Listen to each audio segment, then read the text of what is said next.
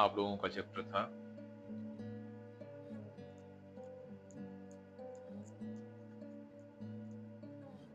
Sexual reproduction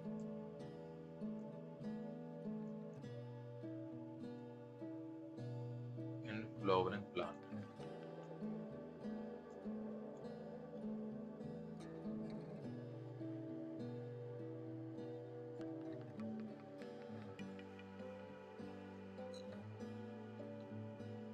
Hindi में कहें तो पुष्पी पादपों में लैंगिक जनन।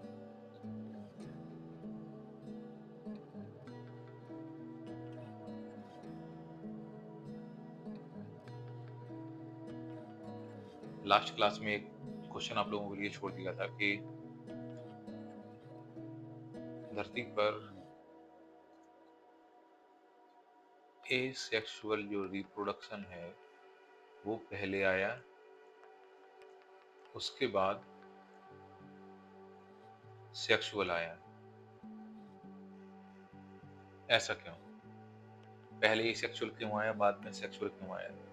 तो उसका आंसर ये है कि शुरुआती दौर में जब धरती अपने आप को स्टेबल कर रही थी, उसी समय पे धरती पे थोड़ा बहुत जीवन फलने फूलने लगा था। तो वो जो भी जीवन उस समय पे धरती पर पनप रहा था वो खत्म ना हो जाए धरती की एडवर्स कंडीशन के चलते, क्योंकि उस समय का जो वातावरण था वो फेवरेबल नहीं था, प्रतिकूल परिस्थिति थी। प्रतिकूल परिस्थिति में अगर जीवन को बचाए रखना है तो दो जरूरत थी। पहले क्या है, आपको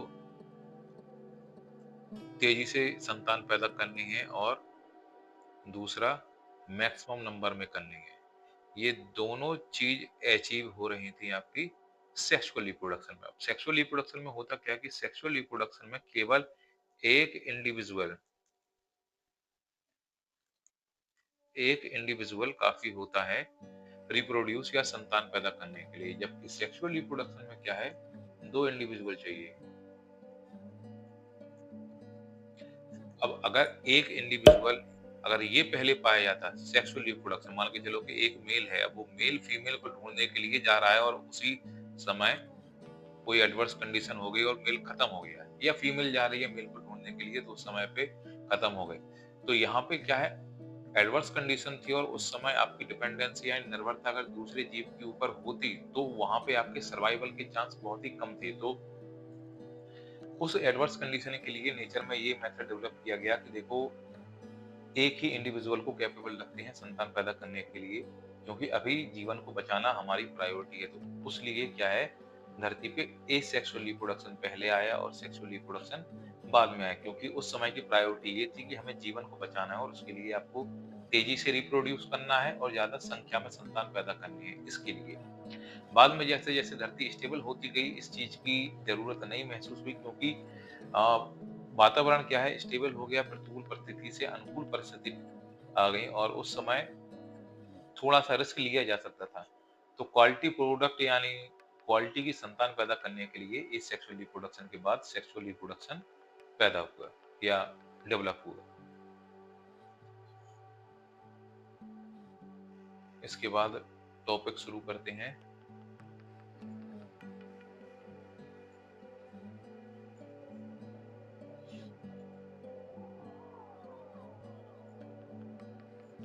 जो फ्लावरिंग प्लांट होते हैं, फ्लावरिंग प्लांट यानी जो आसपास पेड़ पौधे आपके पाए जा रहे हैं, सारे के सारे फ्लावरिंग प्लांट है। इसमें बरगद हो गई, बेशरम हो गए, गेंदा, गुलाब, चमेली। जिसमें फूल दिखाई दे रहे हैं वो भी आपका फ्लावरिंग है, जिसमें नहीं दिखाई दे रहे वो भी फ्लावरिंग है। फ्लावर का मतलब यही नहीं होता है कि हमेशा आपको गुलाब या गेंदे के जैसा फूल दिखाई दे, उससे अलग भी दिखाई दे जा सकता है या नहीं भी दिखाई दे सकता है। तो वो डिटेल है, वो आगे समझाएंगे। लेकिन आप इन जनरल ये मान के चलिए कि आसपास आपके जितने भी पेड़ पौधे हैं वो सारे के सारे फ्लावरिंग प्लांट में गिने जाते हैं। तो फ्लावरिंग प्लांट में एक विशेष घटना पाई जाती है जिसको बोलते हैं अल्टरनेशन ऑफ जेनरेशन। हिंदी में कहें तो पीढ़ी एकांतरण। अब नाम से समझ में आ रहा है कि पीढ़ी यानी कोई पीढ़ी है जिसका एकांतरण हो रहा है। तो जो फ्लावरिंग प्लांट होते हैं इनमें दो तरह की पीढ़ी पाई जाती हैं।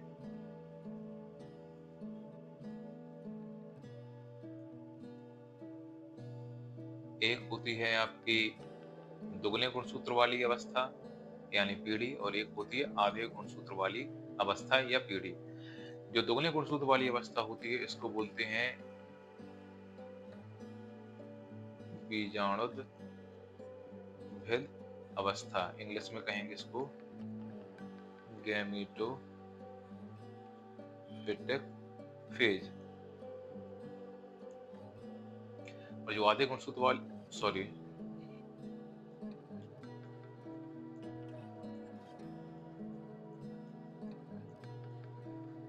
इसको कहेंगे स्पोरोफिटिक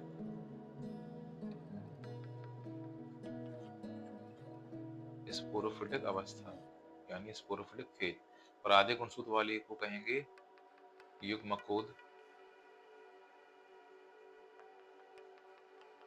भेद अवस्था यानी गैमेटोफिटिक फेज।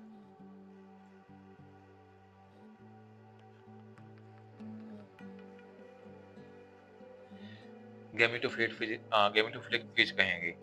तो दो पीढ़ी देखने के लिए मिलती है। वो दो पीढ़ी कौन कौन सी होती हैं? जो भी एक फ्लावरिंग प्लांट आप आसपास देख रहे हैं उसमें रूट यानी जड़,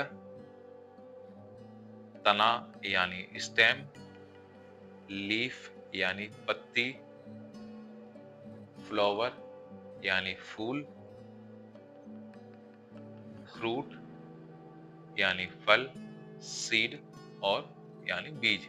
ये आपको 6 चीज देखने के लिए मिलती हैं। इसमें से जो रूट होती है, अगर रूट की कोशिका को हम निकाल के देखें और उसके केंद्रक में हम देखें तो उसके केंद्रक में क्या है, हमें गुणसूत्र के 2 सेट देखने के लिए मिलेंगे।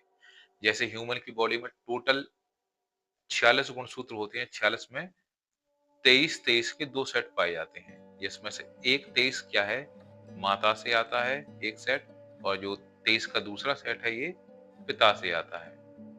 तो ऐसे क्या है, प्लांट में भी 2 सेट पाए जाते हैं। 2N का मतलब 2 सेट पाए जा रहे हैं, एक सेट आएगा माता से और एक सेट आएगा पिता से। ऐसे ही सेम कंडीशन आपकी स्टेम में होगी, सेम कंडीशन लीफ यानी पत्ती में होगी, सेम कंडीशन आपकी फ्लावर में होगी, सेम कंडीशन आपकी फ्रूट में होगी और सेम कंडीशन सीड में होगी। यानी ये सारी की सारी फेज जो हैं वो दुगने गुणसूत्र वाली अवस्था है। यानी ये सारी की सारी दुगने गुणसूत्र वाली अवस्था यानी स्पोरोफिटिक फेज है, स्पोरोफिटिक है या बीजाणुद्वैध अवस्था है। तो फिर आधे गुणसूत्र वाली अवस्था कौन सी होती है? जो फ्लावर होता है, फ्लावर के ऊपर दो स्पेशल चीज बनती हैं। एक को बोलते हैं परागकण, इंग्लिश में पोलन, और दूसरा है अंडकोश का, इंग्लिश में कहेंगे एग सेल। ये दोनों क्या है, आधे गुणसूत्र वाली अवस्थाएं होती हैं। इनकी अगर कोशिका को हम देखें, परागकण की और अंडकोशिका की, तो इनमें क्या है, आधे आधे गुणसूत्र पाए जाते हैं, यानी सिंगल सेट पाया जाएगा यहाँ पे। तो स्पोरोफिटिक फेज है, ये लंबे समय के लिए पाई जाती है। ये दोनों जो फेज हैं, ये दोनों फेज आपकी हो जाती हैं आधे गुणसूत्र वाली यानी गैमेटोफिटिक फेज। गैमेटोफिटिक फेज यानी युग्मकोद्भिद अवस्था हो जाती है। अब प्लांट में होता क्या है कि कुछ समय के लिए आपकी गैमेटोफिटिक फेज पाई जाएगी और कुछ समय के लिए आपकी स्पोरोफिटिक फेज पाई जाएगी। यानी बीज रहेगा, बीज के बाद जड़, फिर तना, फिर पत्ती, फिर फूल, और फिर बनेगा फल, और उसके अंदर रहेगा फिर से बीज। लेकिन यहाँ पे जो फूल है, फूल के ऊपर ही क्या है, दो अलग अलग आधे गुणसूत्र वाली अवस्था बन रही हैं। तो यहाँ पे हो क्या रहा है कि दुगने गुणसूत्र वाली अवस्था, उसके बाद बन रही है आधे गुणसूत्र वाली अवस्था, फिर से दुगने गुणसूत्र वाली अवस्था आ जाएगी इसके बाद, और फिर से इसके बाद आधे गुणसूत्र वाली अवस्था आ जाएगी। यानी स्पोरोफिटिक अवस्था के बाद गैमेटोफिटिक अवस्था, फिर उसके बाद फिर से स्पोरोफिटिक अवस्था, फिर से गैमेटोफिटिक अवस्था। तो दो समान अवस्थाओं के बीच में एक का अंतर आ रहा है, तो इस प्रोसेस को बोलेंगे एकांतरण, कि एक का अंतर आ रहा है। अब किसका, कौन सी घटना है, दो पीढ़ियों की घटना है, इसलिए इसको बोल देते हैं पीढ़ी एकांतरण, यानी अल्टरनेशन ऑफ जनरेशन बोल देते हैं। ये एक स्पेशल फीचर होता है जो कि आपका फ्लावरिंग प्लांट में पाया जाता है। दूसरी बात इसमें याद रखने वाली ये है कि जो स्पोरोफिटिक फेज है,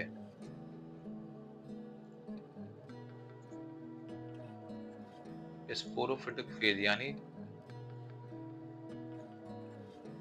बीजाणुद्भिद अवस्था जो होती है, ये लंबे समय के लिए पाई जाती है, यानी ये क्या है, डोमिनेट करती है प्लांट में, ज्यादा समय के लिए पाई जाती है। और जो गैमेटोफिटिक फेज है, गैमेटोफिटिक फेज जो होती है वो कम समय के लिए पाई जाती है, क्योंकि स्पोरोफिटिक के कितने सारे पाए जा रहे हैं, आपका सीड भी है, रूट है, स्टेम है, लीफ है, फ्लावर है, इसके बाद आपका फ्रूट है, ये सारे पाए जा रहे हैं। तो ये केवल पोलन यानी परागकण और अंडकोश का यानी एग सेल के अंदर ही पाई जा रही है। मान के चलो कि एक प्लांट का पूरा जीवन काल 3 महीने का है, तो 3 महीने में केवल ये दो जो फेज पाए जा रही है, मान के चलो कि 10 दिन की ही है, 10 दिन से ज्यादा की नहीं है। तो ज्यादातर टाइम तो जड़, तना, पत्ती, फल, फूल, बीज में ही पाया जा रहा है, इसलिए इसको कहते हैं कि जो एक बात और जो याद रखने वाली होती है वो ये है कि जो स्पोरोफिटिक फेज होती है वो इंडिपेंडेंट यानी स्वतंत्र होती है। स्वतंत्र किसके मामले में, फूड और दूसरी नीड को लेकर। जबकि जो गैमेटोफिटिक फेज होती है यानी आधे गुणसूत्र वाली अवस्था, ये डिपेंडेंट होती है।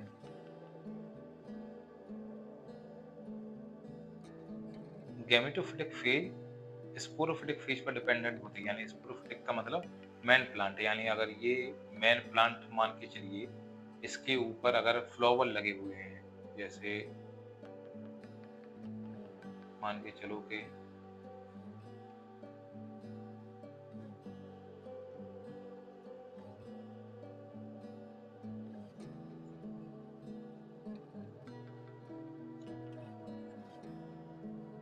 अगर ये मेन प्लांट है और इस पे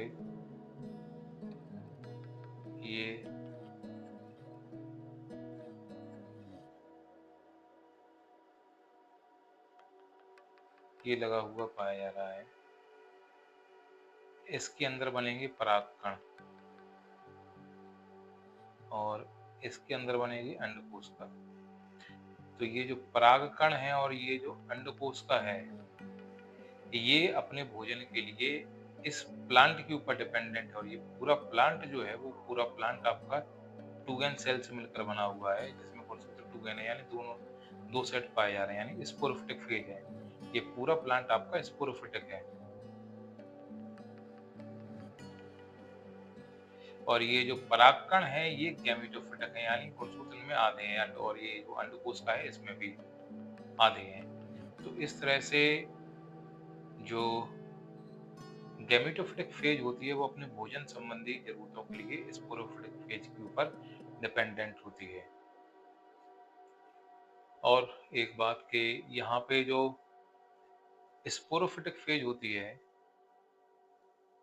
स्पोरोफिटिक फेज जो होती है, इसकी जो फर्स्ट सेल है, फर्स्ट सेल को जायगोट कहते हैं, हिंदी में युग्म नज, क्योंकि यही सेल होती है, क्योंकि जब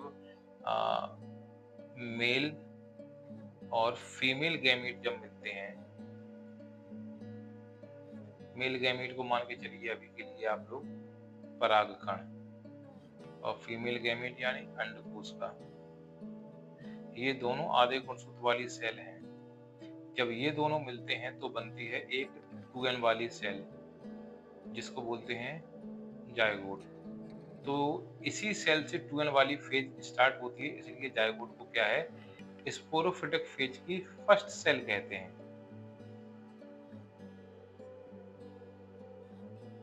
इस तरह से जो स्पोरोफिटिक है वो अपने ऊपर गैमेटोफिटिक फेज बनाती है, फिर वही गैमेटोफिटिक फेज आगे जाके स्पोरोफिटिक फेज बनाती है। तो ये साइकिल ऐसे चलती रहती है। इसी घटना को हम बोल रहे हैं पीढ़ी एकांतरण।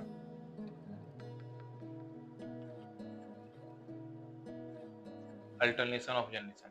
तो ये जो पीढ़ी एकांतरण है, ये पीढ़ी एकांतरण ऐसा नहीं है कि केवल एंजियोस्पर्म में देखने के लिए मिल रहा है।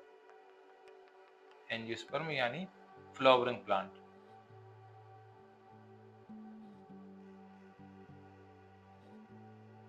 पुष्पी पादपों के अलावा भी नीचे स्तर के जो प्लांट होते हैं, जैसे अनावृत बीजी पौधे, जिनको साइकस कहते हैं, जैसे साइकस इसका उदाहरण है, और इनको जिम्नोस्पर्म भी कहते हैं।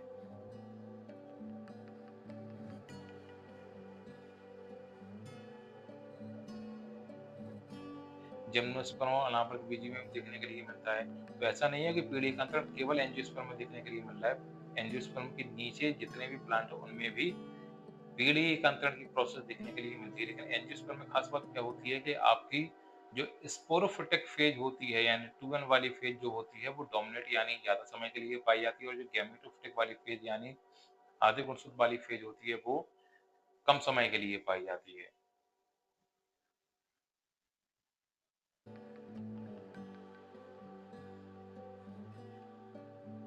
आज का सवाल ये है कि जो प्लांट है, प्लांट में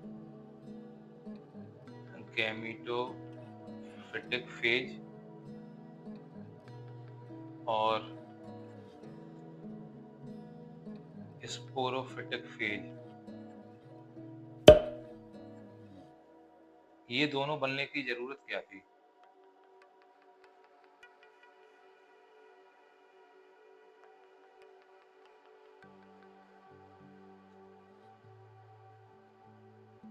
केवल गैमेटोफिटिक से ही काम चल जाता है या केवल स्पोरोफिटिक से काम चल जाता है? ये दोनों फेज क्यों पाई जा रही हैं, और एक कम समय के लिए पाई जा रही, एक ज्यादा समय के लिए पाई जा रही, ऐसा भी क्यों है? तो इस क्वेश्चन को आप सोचिएगा, जवाब इसका हम अगले क्लास में देंगे।